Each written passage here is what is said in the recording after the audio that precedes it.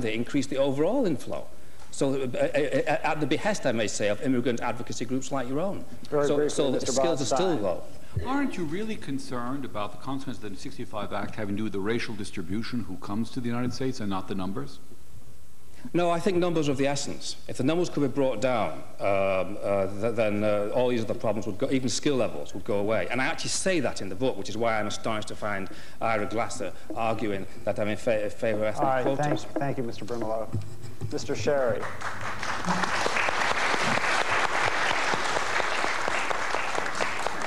Mr. Stein must have a question for Mr. Sherry.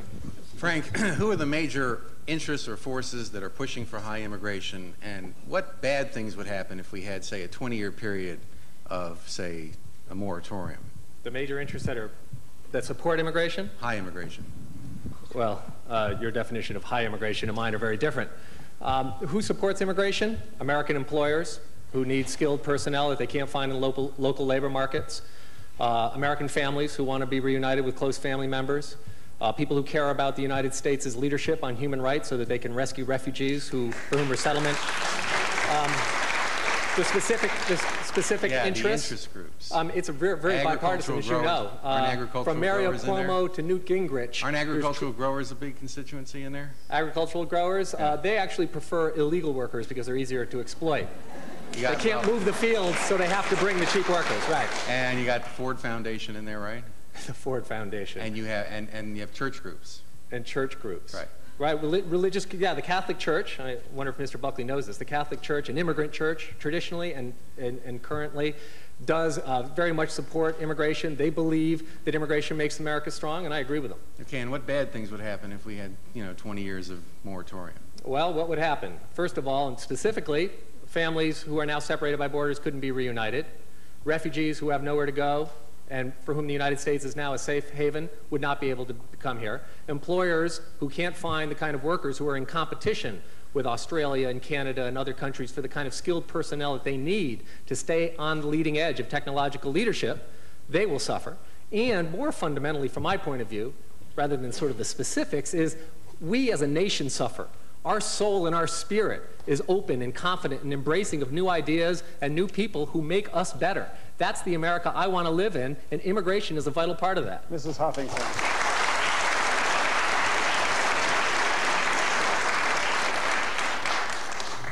Mr. Sherry, I agree with that. But would you also agree with Mayor Koch, who made a very important distinction, at least as a basis, between legal and illegal immigration? Would you agree that the American taxpayers, the hard-working American taxpayers, also deserve some respect and deserve groups like yours to allow for the fact that it's their money that's going to support for those services provided for illegal immigrants? Would you be in favor of, at the minimum, that? As I stated earlier, I do believe there's a very fundamental distinction between legal and illegal immigration. I believe we should do a better job of controlling illegal immigration and reducing it, and it shouldn't be confused with legal immigration. Where I would part from my new friend, Mr. Mayor, is that I don't think that reaching into the schools and asking them to turn out kids onto street corners who don't have proper papers is the way to go. I do not think asking doctors and nurses to ask for immigration papers when people come in for immunizations is smart for us. I don't think that's the approach. I do think that the federal government, which reaps a windfall from immigrant tax dollars, estimates as high as $30 billion a year, do owe states like California and New York some impact assistance to deal with the real education and health costs. Mr. Brimelow. So you want to tax areas where there's no immigrants to support areas where illegal immigrants are settling? I'm sorry? You want to tax areas where there is no immigration to support areas of the country where illegal immigrants are settling? No, I think that That's what you just said. What I said was that immigrants pay an estimated $30 billion a year more in taxes than they use in services. No, you're not as a result, wait, listen to my Let me ask answer. my question, though, which is, what number of legal immigrants do you want? I believe current levels are not the issue. I want to know, the question is, what number of legal immigrants do you want? I just answered your question. Do you have a number?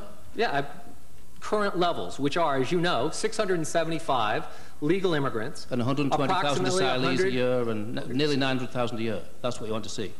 Okay. Peter, excuse me. The facts are this. I know you wrote a book, but here are the facts. 675,000 legal immigrants. 675,000 You should legal try immigrants, reading it, you know, it's all there. A small number of refugees, 100,000 a year. I think that is very doable for the United States. Nearly 900,000 a year. Okay, so you go to the American people and ask them whether they want that. All right, thank you, Mr. Sherry. Mr. Botstein and Mr. Stein, assemble the podium, and Mr. Stein questions Mr. Botstein for 5 minutes.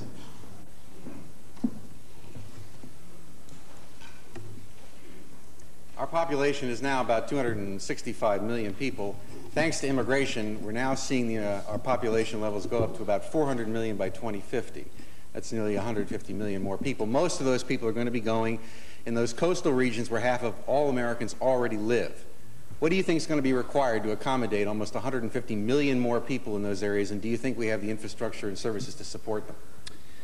Yes, I do. I think population, unfortunately, is inevitable, except if there is a voluntary incentive to reduce the population, and that we will have to find a way to, with a greater sense of the environment, manage growth in a way that is compatible. The density of our population here is not as great as that of Europe, which has managed very well. We need to be very concerned about how we do this, but it is not, it seems to me, a reasonable proposition, and the 19th century development, for example, France as a nation, to think that stable demographics and no population growth is a good thing. What environmental goal or objective is made easier by having 150 million more people here? The most important environmental goal would be that we might find a way to get along better with one another. If we could find, could find to continue a nation that is not troubled by the kind of implied racism that the resistance to immigration presents. Well, if you drive down the highway in most of these coastal regions like New York City or Los Angeles, you see already that the roads in particular are very congested. The growth patterns that were established in the 1950s and 60s around Mr. Eisenhower's highway system seem to be choking. Well, we need a better public transportation system. You want to debate that? I'm happy to debate it. And how do you propose, and how would you finance 150 million more people living in these areas? Where does the housing, the road, the infrastructure, where are the jobs, where is everything going to come from? Because these 150 million people, whom let's assume they're all immigrants, are going to do what our grandparents did. They're going to create jobs, ingenuity, create new industries, but all kinds of, a lot of them are immigrant-based, and they're going to create wealth. And with those people, are going to create wealth. And with that wealth, it's going to be tax income. And with that tax income should be a better way of doing things, such as public transportation and other ways to avoid the ills. Don't blame the ills that we can't manage our cities on the immigrants. So you sound like, the economics of it make it sound like you think as a society we should all be trying to have a lot of kids, 4 or 5 kids each, and grow our population. Now you're changing it. Now you're talking about my productivity, which I don't think is appropriate to talk on television about. But that's different from the question of immigration. We're talking about immigration, not how many children I have, right? Yeah. So you're suggesting to me that immigration is a bad thing because we're going to have too many people. I'm suggesting to you that we don't need any immigration, so we shouldn't have it. We don't. That's essentially, someone on your panel said, well, define America. Do we need it?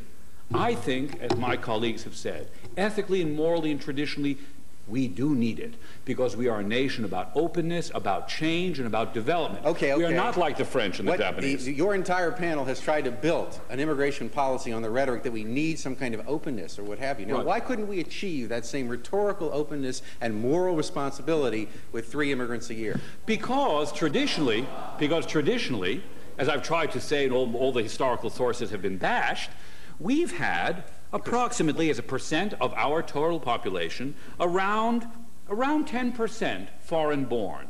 And I think the rates today, with the agreement of my panelists, legal immigration, not illegal immigration, at the rates we now have, is a sustainable rate that is traditionally compatible with American history and all the good things we now enjoy. Let me ask you this question. What are Americans doing now in those regions where there's highest immigration? Do you know where they're moving? Answer that and then go on the offensive. The question is where the people with highest immigration Based on the are moving. 1990 census, where are Americans going who lived in California, Florida, New York, Illinois, and Texas. You answered the question. They're leaving, and one of the reasons they're leaving is because the quality of life in those areas. One of the problems we have with immigration today is that the federal government lets in maybe 1 million immigrants a year. Then you have people coming illegally as well. But as Mayor Koch well knows, the fiscal impacts immediately fall on the schools and the hospitals and the roads and the housing.